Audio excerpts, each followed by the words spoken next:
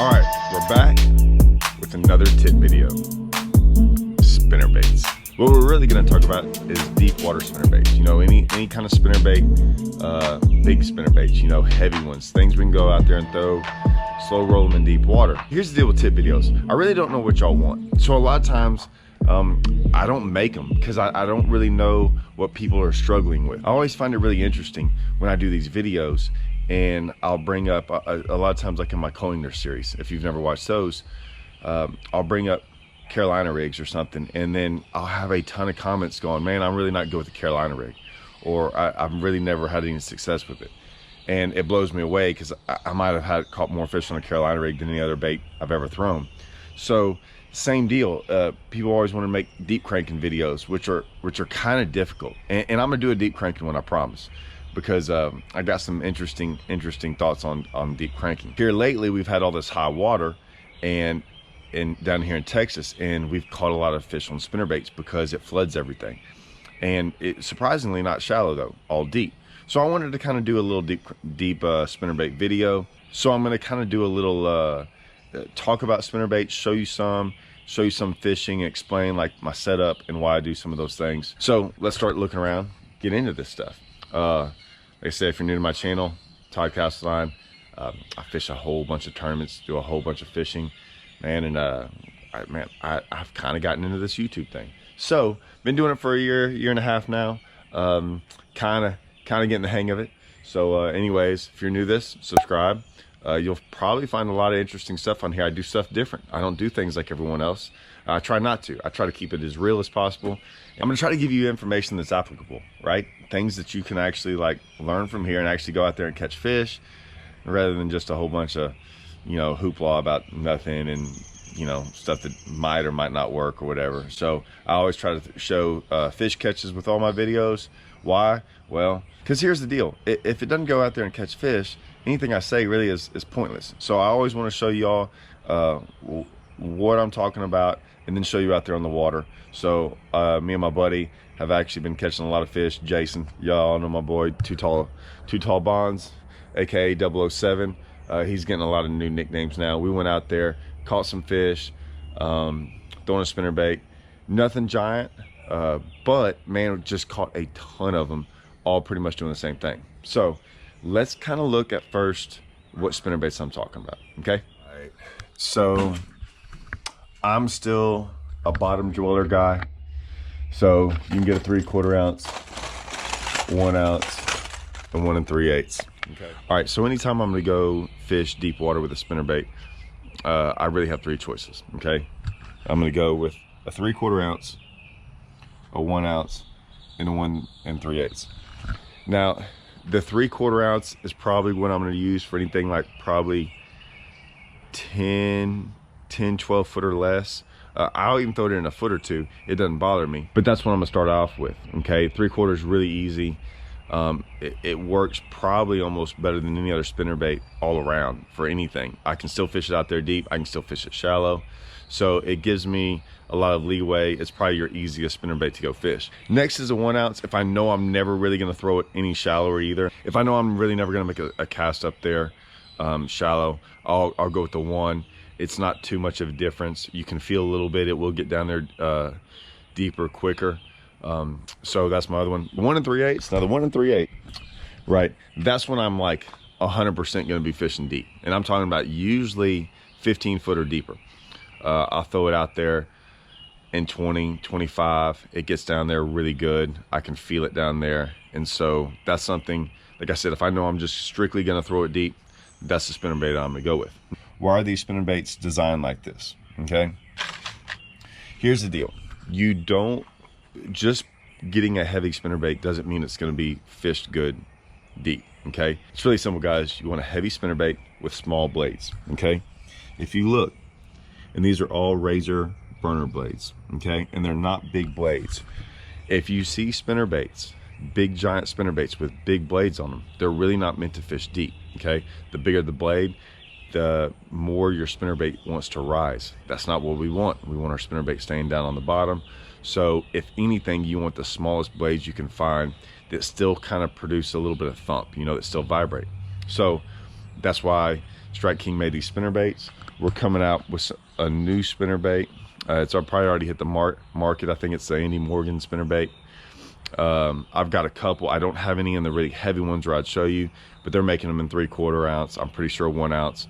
So we're gonna have those as well. This is what we were throwing. We were throwing the bottom drillers. I think we were either throwing 3/4 or 1 ounce when we were fishing them. But like I said, that's what you want. You want a spinnerbait that is low profile too. If you notice how the blades and the body are very close together. It's very compact. Once again, the bigger they are and the more they have space in between the blades and the body, it's going to make it rise. So you want a really small, compact bait with small blades. That'll keep everything on the bottom running true. Like I said, you never want it to rise. You want it to rise as least as possible because we're trying to keep it down there.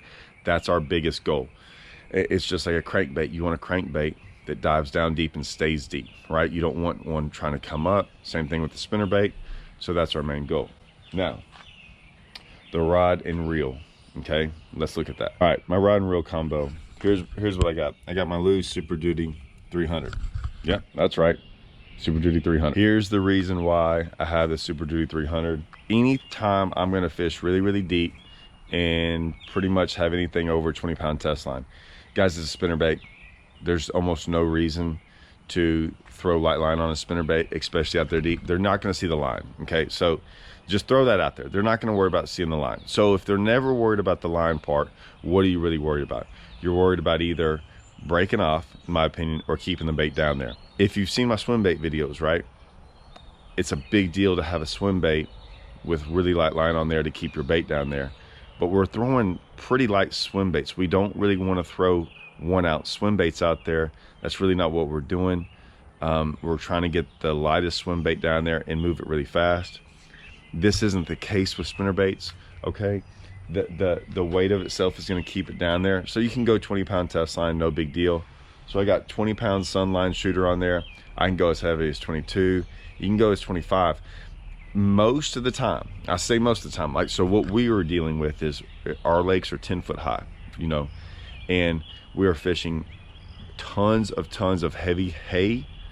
There's pepper grass down there, and there's bushes everywhere, and we're trying to hit those bushes and the hay and everything the entire time.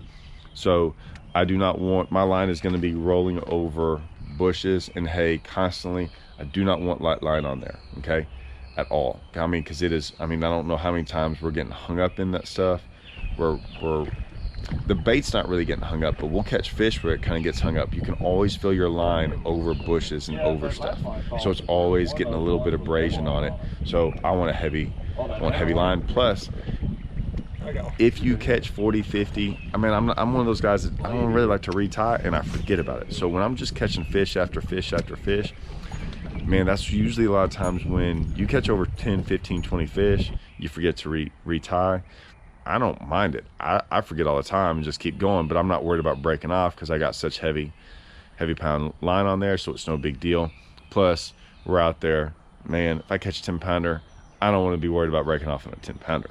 So I got 20-pound sunline, shooter on there, sniper, either one of them's good. Fluorocarbon, okay? And I've got it on a 7.3 rod. Now, the rod is semi-important. I'm a guy who already throws a fairly big rod when I spinnerbait fish, just regular spinnerbait fishing, right? Throwing it up there in 2 and 3 foot of water, you know, 1/2 ounce spinnerbaits. I throw a big rod.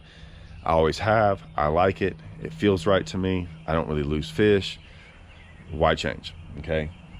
The deal with this, though, I think you have to throw a bigger rod out there when you're throwing a 3/4 to 1 ounce to 1 3/8 ounce spinnerbait. You have to. Okay, guys. And there's a couple reasons why. One, you have to have a rod that's able to throw a bait that heavy. Most of your spinnerbait rods are not built to throw a bait that heavy. You can look at them. It'll have something on there rated. You know what it's rated for. I usually don't pay attention to that, but watch it. This one, I don't even have to look. It's 3/4 to 1 1/2, right? So it's perfect. It's perfect for, it's exactly the rod that I would like to throw that on. It handles a big bait, and the reason it handles it, it's able to throw it. That's important. I can launch this thing. Second, you're not, usually when we're spinnerbait fishing, right, we're not bombing cast out there. We're pretty close to the shoreline. We're throwing at targets, right? Well, usually deep spinnerbaiting, we're not throwing at targets, right? We're throwing out there really far and letting it go down. So once again, you have a lot of line stretch, right? The more line you have out there, so you're gonna have stretch in the line. You're throwing a big bait. And look, guys, this hook, let me go get you a spinnerbait. If anyone has ever seen my spinnerbait modification stuff, you know I have a ton of spinnerbaits. All right, here's one. Here's the deal. See that hook?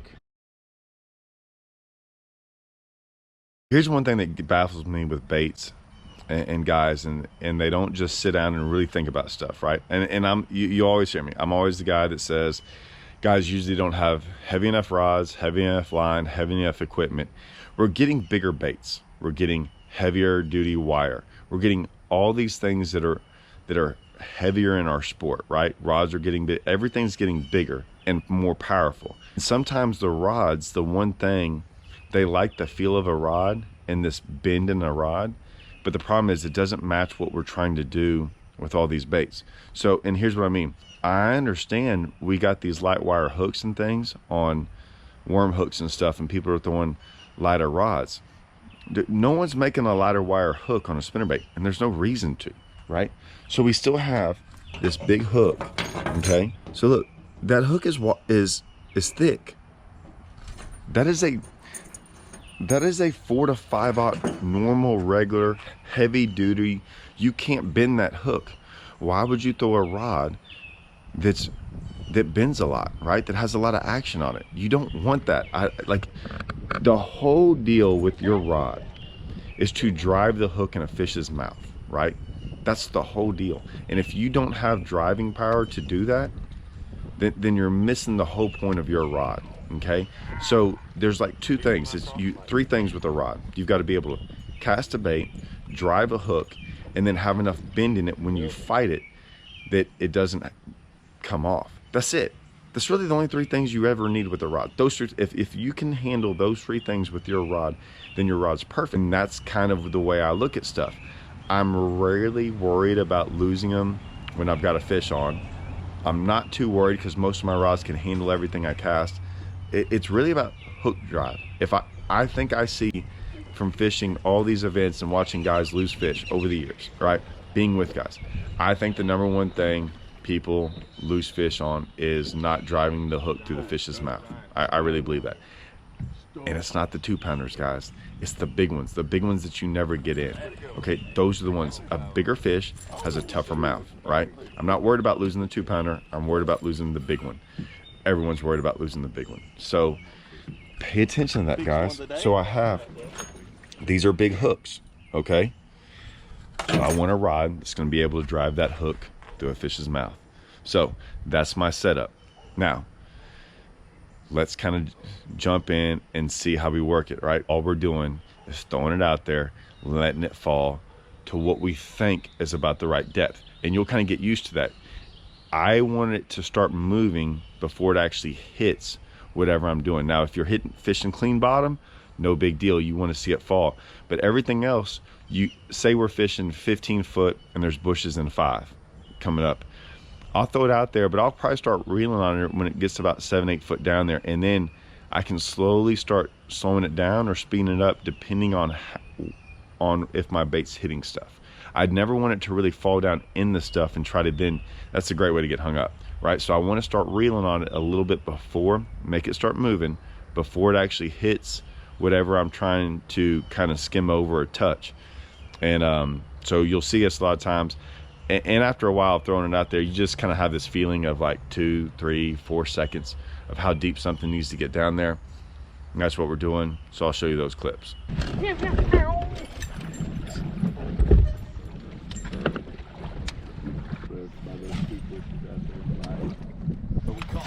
caught them on a worm.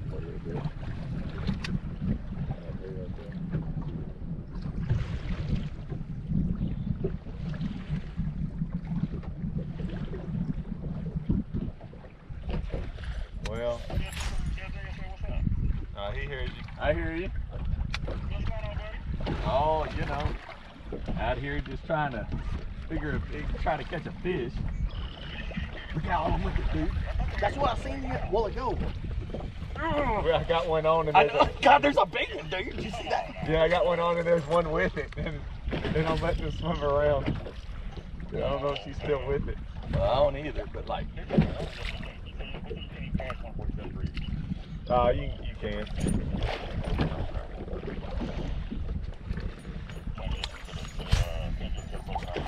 No, we went under it. No big deal. But I didn't realize there was like a 3-piece part, like a freaking kind of worthless plastic foot on the bottom. Makes it get to it.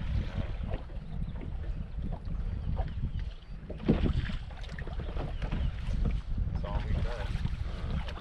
Yeah. Dang. It sure felt like it.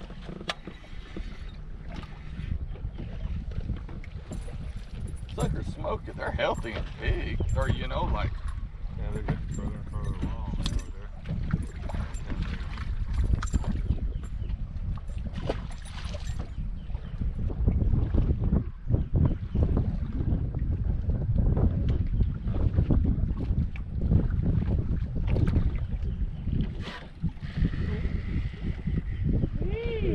Look at that for down there. That's a good one.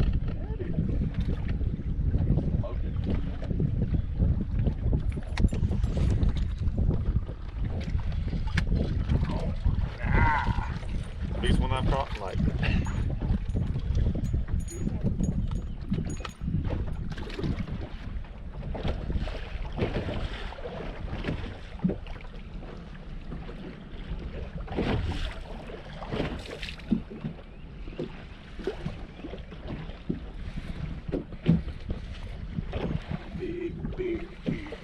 Big, real big.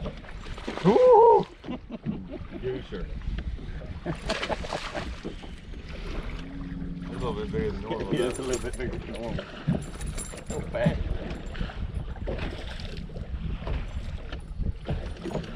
You need crawfish. Them crawfish. There's so many of them. Catch some. Sit down, fuck. Get it tucked. Slow it down. Get a little pop. Came up and ate it. There you go. Look how big they are out there when they come. Oh, underneath the gill. Eat that blade. You gotta throw that strike king. Gotta go throw that strike king. Spinnerbait gets it no matter. Oh, look at that. Strike king spinnerbait gets it no matter where.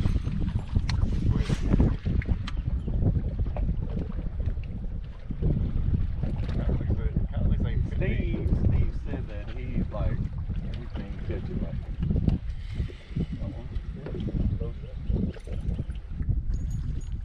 That's a big old spot. Oh no.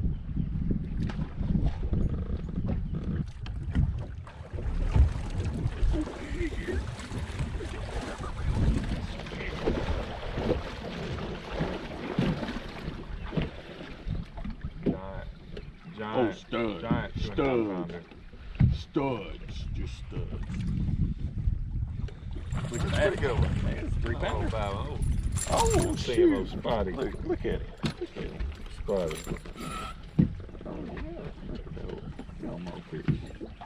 Biggest one today? Well, thank you. For you. No, I'm pretty sure that's the biggest.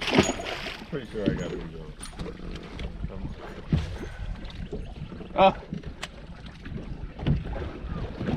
Anyways, guys, that's my spinnerbait setup. That's my slow rolling a spinnerbait, right? That's it. Hopefully this will help you. Like I said, slow rolling spinnerbait in June, July, August. I mean, that's what we're going to be doing a lot of times when we have these floods and when it's raining and stuff. Normally, you would think of this as more of a wintertime deal. But it works in the summertime. It works a lot on these current lakes, like the TVA lakes. A lot of fish don't see spinnerbaits. They see everything else, but they don't see spinnerbaits out there deep. and it's one of those things that you can capitalize on, man. Like it'll work out there when nothing else works, or just catch a lot more fish or bigger fish, because like I said, people aren't doing it, so it gets lost. So anyways, try it out. I think you'll have success. And guys, don't sit there and throw it all day long. They'll let you know real quick if it's the deal. So I mean, like anything with fishing, you know, you don't go out there and just, you know, try to force it to work. Just pick it up, you know, make a couple casts here and there throughout the day. If you get bit on it, chances are if you can get one bite, you get a bunch more. So anyways, good luck, guys.